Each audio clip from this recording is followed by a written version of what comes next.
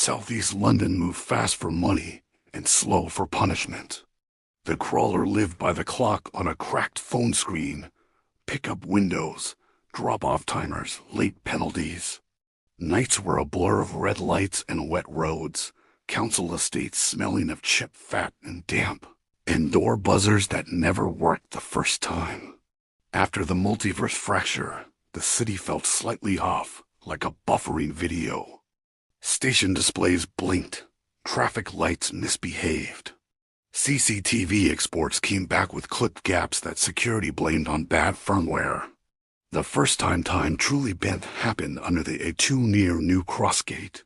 A car jumped a turn, cutting close enough to steal the heat from skin. The crawler braked hard, tires skidding on grit. Panic hit, sharp and clean, and the street thickened. The car's motion slowed, becoming readable, water beating on paint, the driver's hand still mid-gesture. The horn sound arrived stretched and ugly. The crawler moved anyway, stepping out of the collision line as if dodging a slow swing. Then the world snapped back to normal speed. The car passed with a slap of air and an angry shout, a delayed echo. The crawler rode away shaking, not from fear, but from the certainty that something impossible had just obeyed. Testing happened in quiet places, a stairwell mirror, a back lane where bins collected rainwater. Each time, focus and fear turned seconds into a thick syrup in a tight radius. Everything outside this bubble continued normally. The first moral test arrived with hunger. A late delivery job guaranteed a penalty. Waiting in a cramped takeaway, the crawler watched the timer bleed down. Staff moved slowly, exhausted. Feeling anger rise, the time-slowing pocket formed without intention. Staff hands slowed. The receipt printer crawled. A bag sat on the counter, label for another writer. The crawler's hand moved fast inside the pocket, swapping labels with surgical precision. The pocket released. The wrong writer left with the wrong bag. The crawler left with the right one, reading saved. The act felt small, but the consequences didn't. The pocket grew easier to trigger. A security guard accused the crawler of loitering. The pocket formed. The guard's mouth moved, but the words came out slow and useless.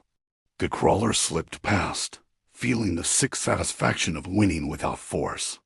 A few nights later, two teenagers on a footbridge asked for the bike. The pocket formed again. Their movements slowed into a clumsy pantomime. The crawler walked between them and took the bike, as if stepping around furniture. Rumors started. A blurry clip hit social media showing a rider moving strangely, bodies around them lagging like bad frame rate. Comments called it editing or drugs. Then the Met Police took an interest. A string of snatch thefts carried the same strange witness detail, a moment of delay, a sudden unreality. A plain email arrived, offering a meeting. The signature read Crowell Applied Systems. The meeting was in a sterile cafe. Two people with clean shoes and visitor badges waited.